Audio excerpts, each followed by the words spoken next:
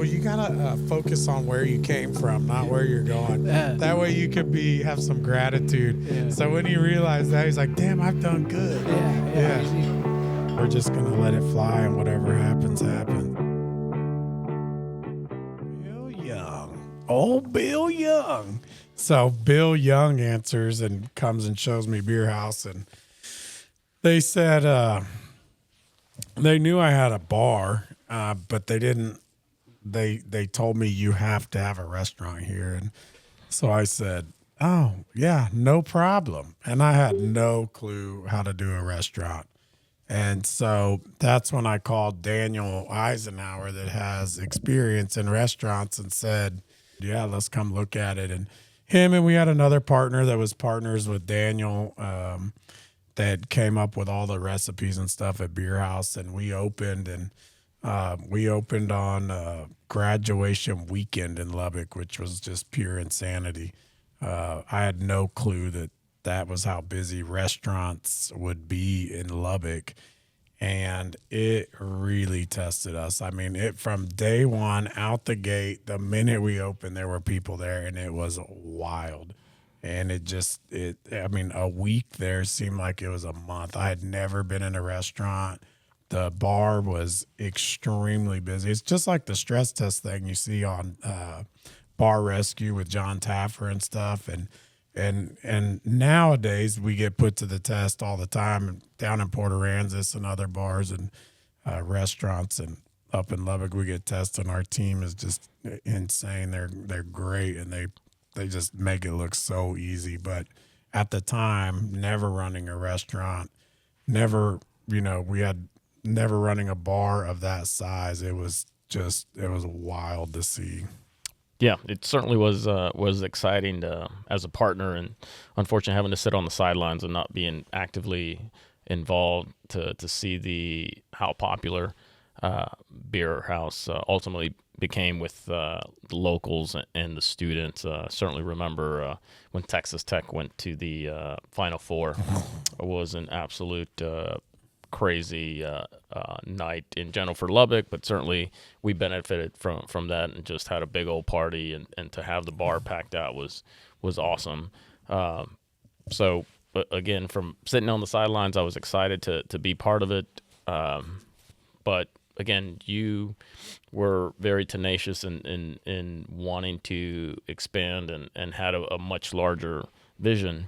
And in the time that we were had opened Beer House, there was this large vacant building pretty much right across the street from Beer House, and I saw it for what it was, just a vacant building. I couldn't see beyond the vacant building. Man, when I look at the pictures of that place now on what it looked like when we got it, it definitely would take some vision to get it to what it is today. And it was it was a brown dump. It was a brick brown square building. So just to get some context, so I got a text from you or a call. Again, I don't remember exactly, but telling me that we're buying the building across the street. So tell us ultimately what your vision was and what it ultimately became.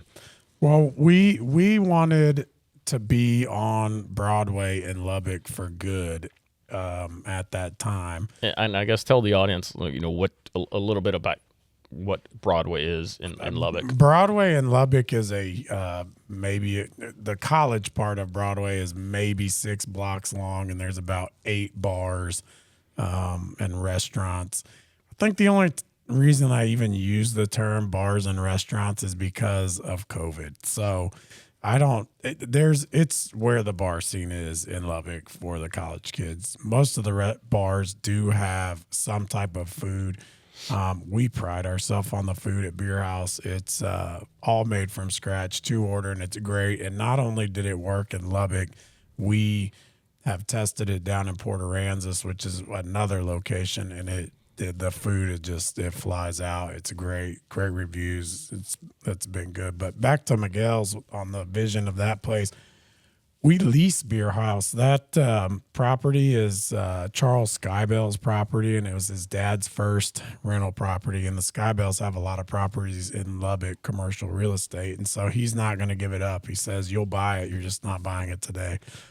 I ask him several times a year, and just because I'm a persistent SOB, and eventually he'll give in. But like he says, you're going to own it. You're just not going to own it today. So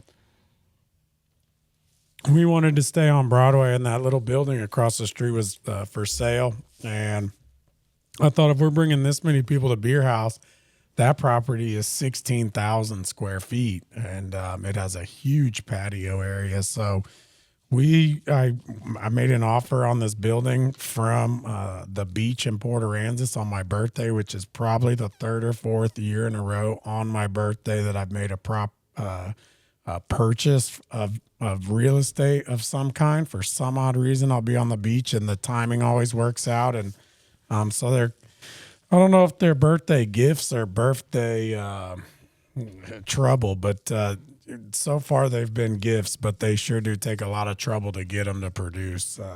Shining that thing to make it, polishing that diamond to get it to shine has been one hell of a road. But so we decided we were going to name it Miguel's, which I named after my ex-wife's boyfriend that she had while we were married, because I didn't know what else a white guy was supposed to name his Mexican restaurant. So we named it Miguel's, and I think it's a great name. I actually don't even think about why it is named Miguel's anymore. It just is, but we still crack jokes about it, and we turned a good out of a bad. But we started Miguel's during a rough time. We got all the construction permitting and loan and everything done about 2 weeks before COVID hit. And they said, "All right, y'all get busy, start." So we hauled we do most of our construction ourselves. We've got guys that know how to do everything. We've been building for years, and so we do most of it ourselves, except for some of the trades. And went in the building, got to work, and then the president said, "Y'all guys are going into quarantine." And so that is where it was just like, wow, what do we do now? Yeah, I remember, as obviously most of America and the world remember, it was just a very strange time. Certainly a very difficult time for businesses that weren't essential, if you will. And we had to shut down Beer House and had to shut down construction or limit construction.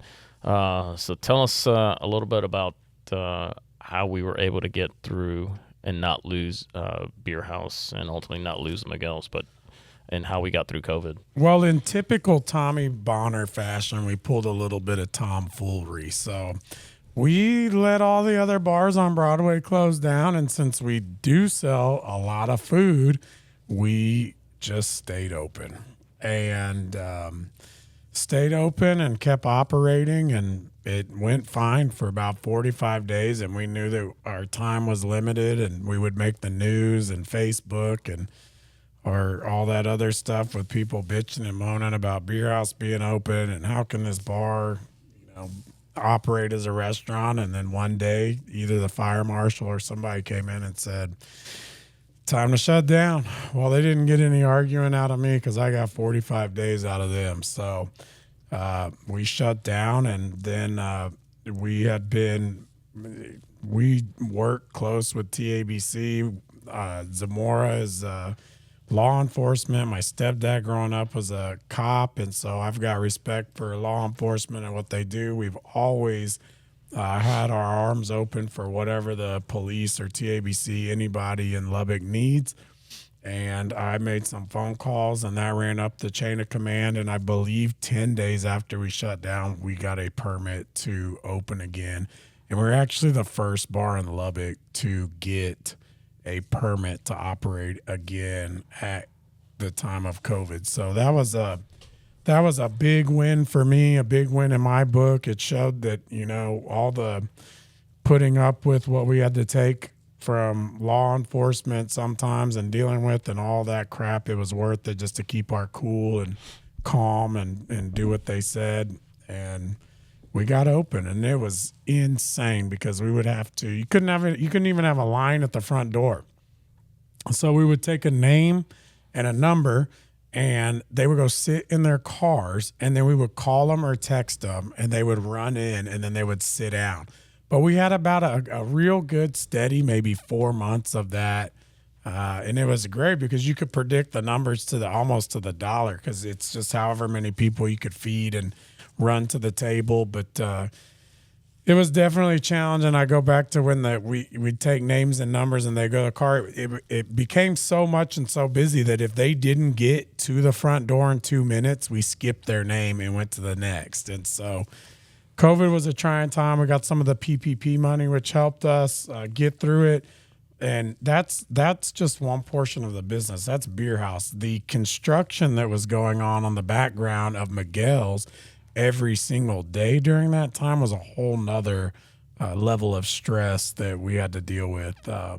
And we worked for 2 years straight during COVID, and there might have been 5 to 8 days that there was not an employee in that building working. And that's the kind of persistence that I feel, that people need when they own, run, and operate a business. It's the, just show up mentality. If you can't decide what to do, show up and get busy. And some days we had money for construction. Other days we're waiting on Beer House money to come in, and there were overages, and it was just a complete disaster of a construction project. Probably the hardest thing I've ever done.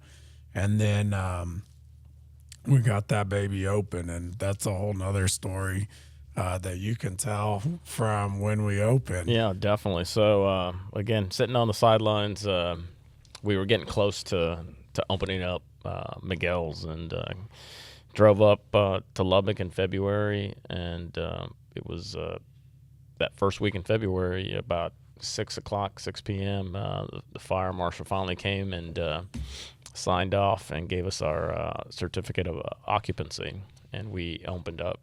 And I vividly remember that Tommy ran off to the basketball game because Texas Longhorns were in town to play Texas Tech, and it was a big game.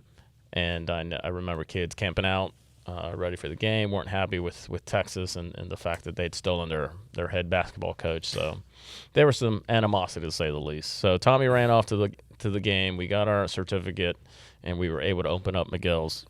And I vividly remember going across the street because there was a line forming before the game right outside of Beer House. Which is across the street from Miguel's. So you can see this line forming. There's 20, 30 people deep. And I offered everybody in line a free drink if they would come over to Miguel's because we had just opened. And to my surprise, very few took the bait because they love Beer House so much, and their friends were already inside. And obviously we were going to be at capacity soon at Beer House. And so they were going to wait in line to get in just because their friends were there and they loved it so much. Nonetheless, we were able to convince enough people to come over, told them, hey, text, email, whatever you need to do, tell everybody that Miguel's is open. And within the hour, we were at capacity at Miguel's. Completely full. Which was absolutely amazing. Obviously, the hard work that everybody that worked on Miguel's immediately paid off. So. It was hard. It was tough. It was a lot of work. We have inside of Miguel's is all of the walls are hand painted by artists. Every single square inch of the inside of that building is hand painted by a paintbrush, and so is the outside for the most part. And those on one of the pictures, we have a big scroll that's probably maybe 8 foot tall or something like that. And there's about 250 names of everybody that worked on that project. Everybody from the top to the bottom, if they came in and they did anything, we put their name on that wall. And the reason we did it is because I was just so appreciative and how difficult of a project that was, and it just shows how many people it took to get that thing done. And it during one of the most difficult times in most people's lives now, we got that thing done, and that just goes to show you the character of the team that we run with, on what they'll put up with and what they'll do, and they'll go to battle every day just to get a project done. And I agree. It was amazing. I wish the audience would be able to see what the building was before, which was invisible to me because I just saw it as just a vacant building, to what it ultimately has become. To see the plans early on and to see it like come to life is absolutely amazing. It's if anybody gets a chance to go through Lubbock, definitely come visit. It's a beautiful building.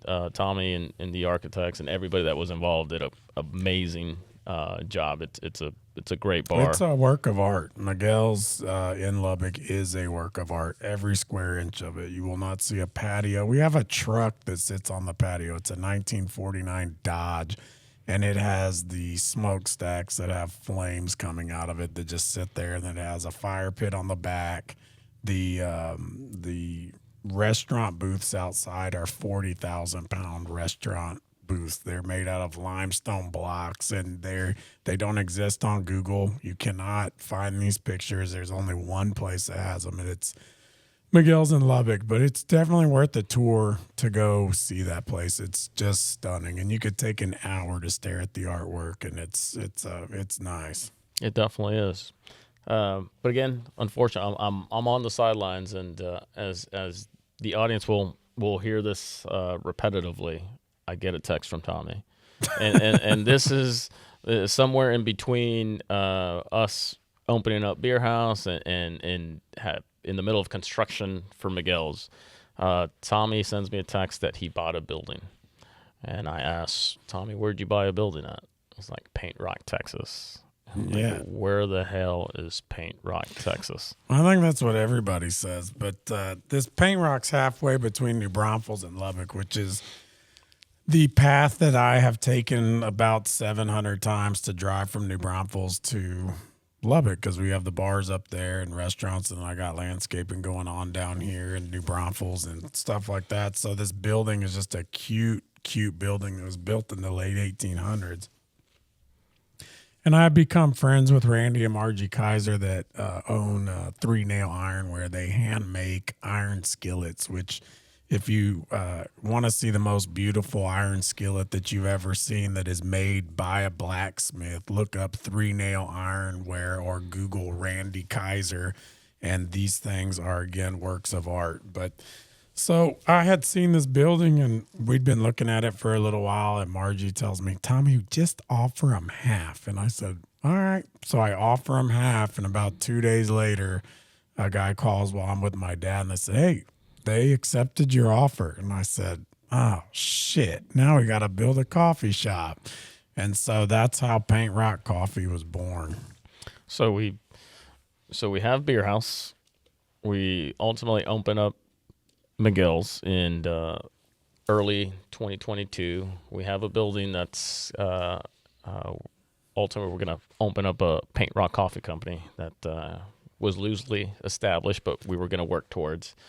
And we have a retail space in front of Miguel's because the building is just so large. So tell us what happened inside this retail space. Well, that retail space is probably 1,500 square feet, and we're going to lease it out. And then I thought, well, I don't want to do construction for about a year. I'm worn out on construction from Miguel's, and it was just so much stress that it was rough. So I said, we're not doing anything for a year. And then all of a sudden, 3 days after Miguel's is built and open, we started construction on Paint Rock Coffee in Lubbock. So it was, that's just kind of how it goes. And we had the other building in Paint Rock, and I said, we're going to open the one in Lubbock because it's going to be more revenue than the one in Paint Rock. So let's get this baby done. And so that's what we did. We started cranking on that, painting flowers on the wall, hanging flowers from the ceiling, flower baskets everywhere. I tell people that I built it for the girls and the gays.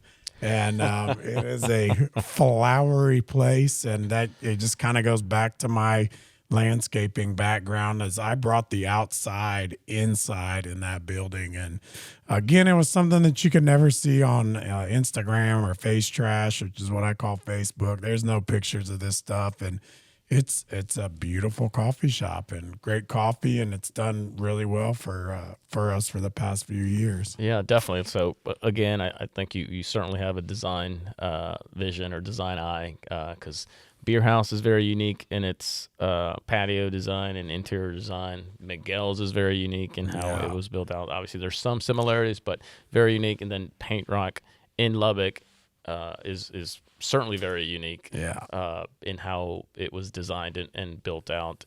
And then you go to Paint Rock Coffee in Paint Rock, and that building is similar in the interior design, but still unique in its own way because it's this small building that used to be a bank, if I'm not well, that's mistaken. what it said on it, but I look back through all the archives in the Texas Tech. I don't remember what the room is called at Tech, but you can look back through magazines from the 1800s. I know it was a car dealership there, and there was a tire shop, but I'd never seen a bank, so I don't know how bank got on there, and nobody in Paint Rock has said anything. But it did say bank, which I left on there when we opened it, and then I thought, you know what, we're trying to sell coffee here. Why don't we change the sign to coffee? And so we changed it to coffee, which I do like the bank more, but we're trying to make $1. So it says coffee in Paint Rock now. Yeah, so very unique businesses, one not like the other, and so cool to see. So if you're ever driving up to Lubbock or out of Texas and you have to go use the restroom or get some coffee, certainly check us out in Paint Rock, Texas. So there's nothing else there. There's nothing else there. 3-nail. There's Blacksville. 3-nail ironware is there. There's a Paint Rock bank and The courthouse. Yeah, there's a courthouse, which is where I get all my registrations on because they do stuff quick there. And but Paint Rock is a good little town to stop in, maybe stay the night one night, and then leave. But worst case, just get your coffee, use the restroom, and get back on the road. Yeah. So it's been an adventure to this point. We're roughly now getting into 2023 as these businesses are accumulating that and there's a lot of irons in the fire. So Just a few. So I vividly remember again getting a text message in June of 2023. Yeah. Is what it was, and roughly. The text message, as I remember it, was, "We're buying a restaurant in Port Aransas." Port is a good place for a restaurant, apparently. It is. So I'd only been to Port Aransas, I believe, prior to this once, maybe twice.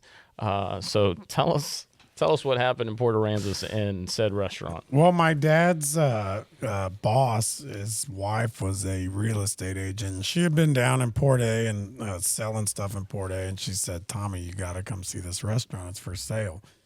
And so I take every meeting. I like to investigate, turn over every rock, and just see what's going on. Whether you like it or not, that's up to you. But I want to see what's going on. So we went to Port A. We went down there to go see Jay's Seafood and Spaghetti Works, and I show up to Seafood and Spaghetti Works, and I had never seen a sight like this. There are actually people in beach chairs and beach loungers waiting to go eat inside this restaurant. And I thought, what in the flip is going on?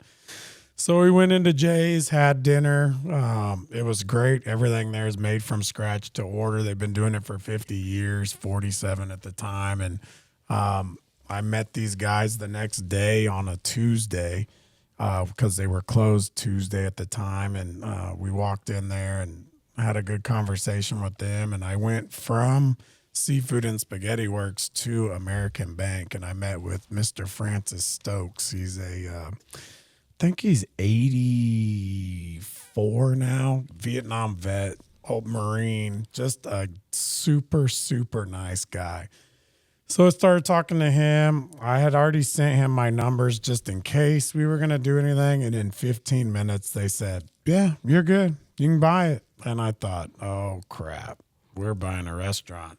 Yeah, so I ended up getting that news. This is, again, late June of 2023, and by August, we had taken ownership of the property, but not the business just yet.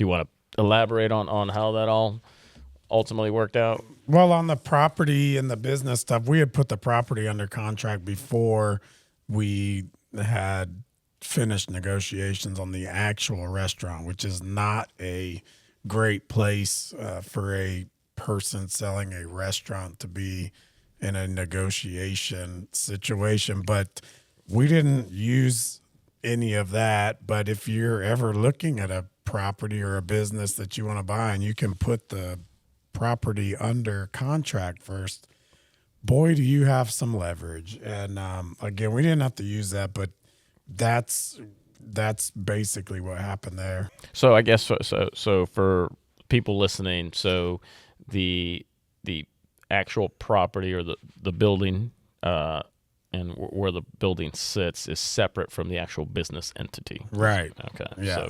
So it completely two different things. Yeah.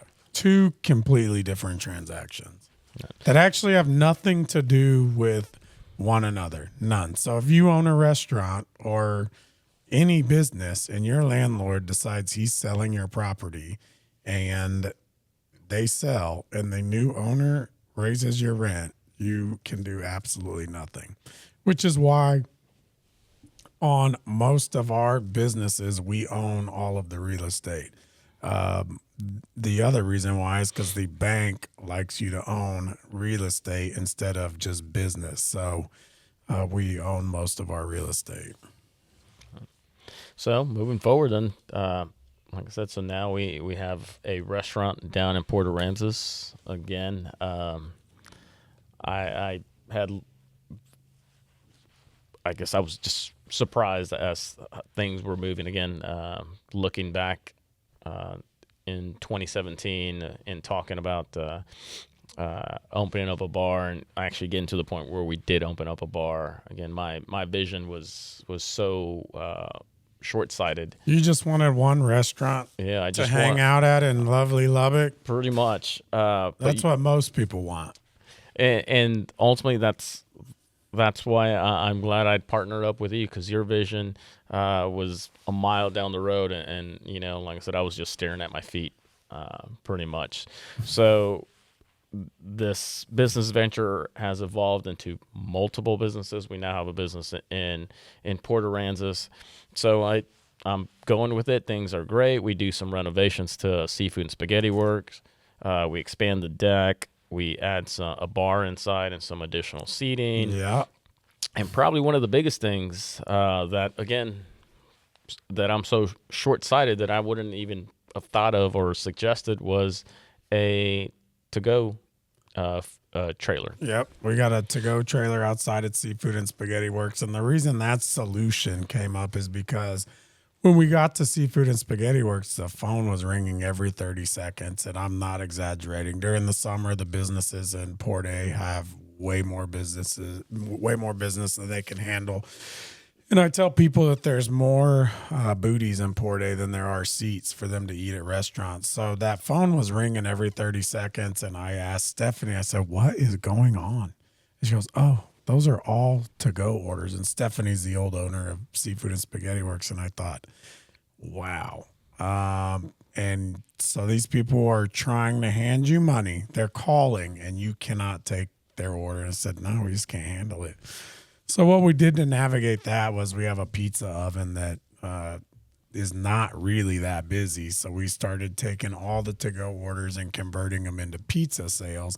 And then during that time, we bought a 35-foot food trailer. And in Port Aransas, you can't have a food truck unless it has every single menu item that your restaurant has, number one. And number two, you have to have a brick and mortar restaurant to have a trailer there. So we somehow check those boxes, and that's how we do our to-go orders all summer long. And that trailer does about 100,000 a month in to-go orders since we've opened it. And Seafood and Spaghetti Works, since we took over, just one of the fun facts is that we did $1 million more our first year than they ever have by taking over the same restaurant with the same employees and just tweaking a couple things. And so it was really neat to see. It kind of gave Daniel and me, we never pat ourselves on the back because we always have more work to do. But when we saw that, and at the end of the year, and the GM that we brought on is a good friend, and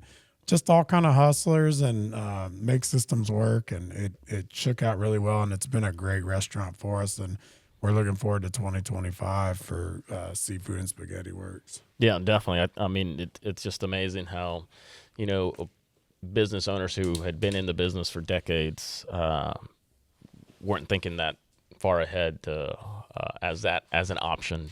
A lot of times when people own a business, it's like when you go into your own house and you don't clean up or pick up after yourself. You just don't see these things. And that's the same in your business or your house. When you go into someone else's house, you're looking at everything.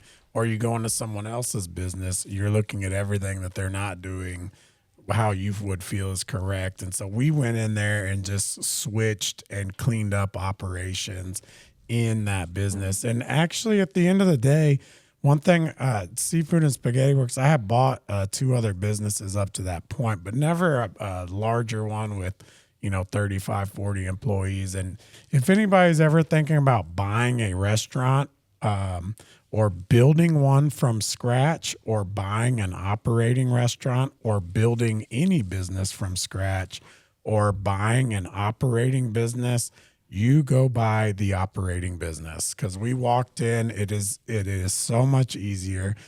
The systems, even if the systems are slightly broken, are in place. The employees are in place. The equipment is in place. Go buy another business. Do not start from scratch if you're trying to make a quantum leap in what you're doing.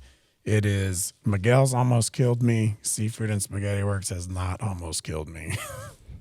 Yeah, so nonetheless, I get a call, roll down there, and after lunch, old Tommy Bonner takes me for a drive, go down the beach, come back, and there's this old dilapidated building on this corner, and the outside the building, it had used to be an old restaurant, which was called Shells, and it looked like it had been hit by a hurricane and left there. Yeah, yeah, because it just looked terrible. Yeah, and apparently it had closed recently. I think. Well, they operated until about 2 weeks before we walked in there. Okay. Because I hadn't gone into Shells because it was a small restaurant. So I took my son Landon in there, and I said, "Hey, what's going on?" And not knowing who I was at all. And we ate at Shells about 2 weeks before they closed. Right. And that's amazing to hear that, because when I rolled in there, it was terrible. And Tommy Bonner tells me we're buying the property. And I was appalled, to say the least. And I'm thinking, I'm like, okay, this is going to be a long-term project. Again, this is March. And we end up opening. You had forecasted for June. Yeah. You were off by a couple of weeks, and we ended up opening up in July. We opened Beer House in Port Aransas in July. I believe it might have been July 3rd or 5th or something, but we did. We took once again, I specialize in polishing turds and turning them into diamonds somehow. And that's just how it started out. I mean, I couldn't afford to buy anything, so I had to build my own house and do everything. But Shells in Port Aransas was definitely rough. It's got a small kitchen, only 8 tables inside. So there's not much room inside. There's no room for bar service. And I've got a good buddy named Cameron Davies that builds these kitchens and outdoor stuff. And I called him. I said, dude, I need like a 25-foot container decked out for a bar ready to go in 2 weeks. And he goes, oh, bro, I got you.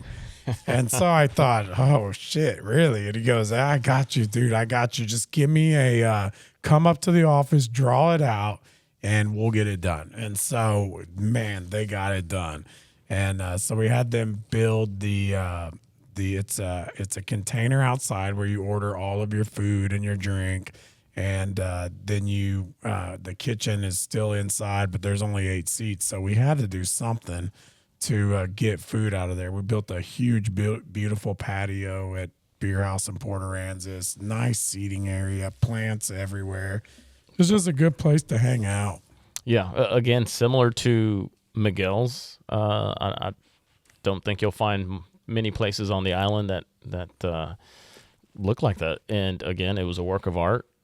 From what it was to what it's become was absolutely amazing. And again, if you're from Texas and frequent Port A and haven't been there yet, come check us out at Beer House in Port Aransas. But it was amazing.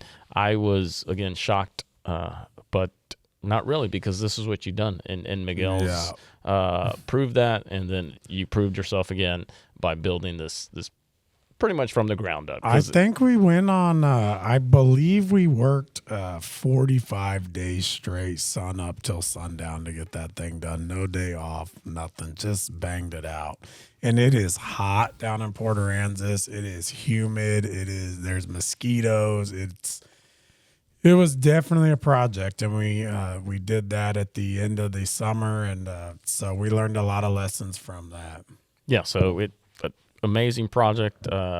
We were able to get halfway through the season, if you will, and made a little bit of money, but then had a full season here in 2024, which was great, and learned some more, and things were going great. And I believe you touched on it earlier, but Beer House in Port Aransas sells more food than the Beer House in Lubbock. Yeah, beer House in Port Aransas sells about 4 times as much food as they do in Lubbock. And so it's nice. It's interesting when you hear the kitchen in Lubbock complain about them being busy, and then you're going, hey guys, y'all did $5,000 in food, and Port A will do $20,000 in food in one day, and y'all have a little bit bigger of a kitchen. So both those kitchens are limited space, but it's just interesting to see the employees' perspective on, man, we were slammed today. And like, let's multiply that times 3. And I did get my first taste of the kitchen. For those that don't know, I've never been a cook. I've never bartended one day in my life. And so I decided, I get bored really easy. I got ADHD times 9, and I like to stay busy. So last year in Port Aransas, I went and worked the kitchen, and man, it was a good time. It was so busy. These people just start showing up about 15 minutes before you're supposed to open, and I don't know what's in what drawer here, there, yonder, but we've got a good cook named Jimmy that's been working with us for a few years, and he's like, grab that, do this, do that. Well, it took me about 2 or 3 hours, and next thing I know, I'm just running with it. And I did not slow down. I took a little break. I take a nap every day, so I took a little break. I come back, and I thought, man, I really got this down. Like, God, man, this is easy. What are these cooks ever complaining about, right? And so an order of 12 burgers comes in, and then an order of so many Philly cheesesteaks, and then we need this. And I go, oh, crud. And so it was definitely a wake-up call on my limited cooking skills, but cooking is fun, and being a chef keeps you super busy, and it's neat back there to see. So it's a high-paced environment, and I like it. Kind of forced the issue a little bit. So tell us about how we got into the Lubbock Airport. Well, we had Paint Rock Coffee going on, and there was no coffee shop in the airport, and I thought, man, they need a coffee shop, and I think a lot of people in Lubbock agreed as well. And so we make all of our own muffins, cookies, pastries, everything. Every night we have a lady named Marcy that comes in and cooks and bakes every single night in Lubbock. And so we started running coffee to the airport admin's office, and pastries and cookies. And I just did this for probably about a month straight. And at first they didn't want to let you in, but if you ever need to get in the door anywhere, just take coffee, cupcakes, or donuts or pizzas. They'll let you in every single time. So after about 3 weeks, they said, hey, Tommy, you know, we had the thing's up for bid, and we're going to strongly recommend to these people that they have a Paint Rock Coffee in their bid and sell your coffee at this airport. And I was like, so like you're saying we're doing it? She goes, I can't legally say that, but I'm telling them you need to talk to this guy. And so fast forward a few months, I get a call that, hey, this is so-and-so with this company, and we'd like to meet you. And so I thought, man, I better get dressed nice. This lady's coming down to meet me with I don't know, one or two people. And I walk in the beer house and there's 11 people sitting there, all dressed nice. And I'm going, oh man, how are y'all? And it turns out that they came from all over the U.S. and another guy from out of the country. And we sat down and started talking to them. And that's how Paint Rock Coffee got into the Lubbock Airport. It's through a company called SSP that has about 55 airports under their management. And it's been a great relationship and paying off. It's good for marketing. We make a little bit of money off of it. And I'm proud to have Paint Rock Coffee in an airport. I mean, it's a huge thing that I would have never thought would happen. Yeah, we don't own that Paint Rock Coffee. They have the same menu. My kids' names are on that menu, which I really like. So same menu. Our employees trained their employees. Pauline, who's kind of just the queen of Paint Rock. She's a rock star and does everything over there. And she went and trained them and got them lined up, and now they're running on their own. And we get a little piece of it, but we get a little piece of all the food and beverage there, which is, again, it just goes back to talking and being persistent. And that all started by me dropping off free cupcakes at the airport, which is just a crazy story. And that's how I tell people it's how I made $1 million dropping off cupcakes. Because by the end of this term, by the end of that thing, we will make $1 million out of that airport by dropping off cupcakes. I drop off food everywhere. It's I don't know how it. Well, I know how it started. An ear doctor told me that he was dropping off cupcakes. He said I couldn't get any cases. He moved to North Carolina from Texas. He had a super successful practice in Houston. Well, he moved to North Carolina because that's where he's from. And he goes, Tommy, I couldn't get any cases, nothing. I'm kind of starving out here. And he goes, but then somebody told me to take cupcakes to these doctors' offices. So I started buying. At the time, cupcakes were like $3 for 4 or $4 for a dozen.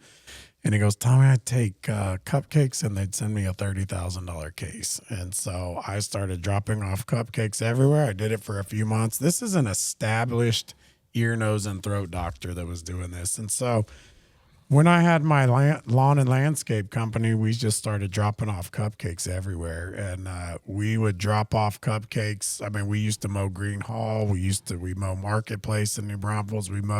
If it is a nice facility in New Braunfels, we were maintaining it. And many of those were gained by dropping off pizzas at lunch, cupcakes, donuts. We don't take no. And they're going to let you in the door when you bring food. And so we've carried that on. We do that a lot in Port A. And again, I think I get more joy out of it in Port Aransas. Port Aransas is a little different. We're not looking for anything in return. And when we are looking for business, we're looking for business. But in Port A, we're not looking for anything in return. We just want them to come eat pizza and enjoy Seafood and Spaghetti Works. But my dad loves doing it. He talks to everybody out there. And I love dropping off pizzas at all these places because you get to see everybody again, hear their stories, see what they're up to. And it's just a lot of fun. And a pizza might cost us $3. And to me, that's worth a smile.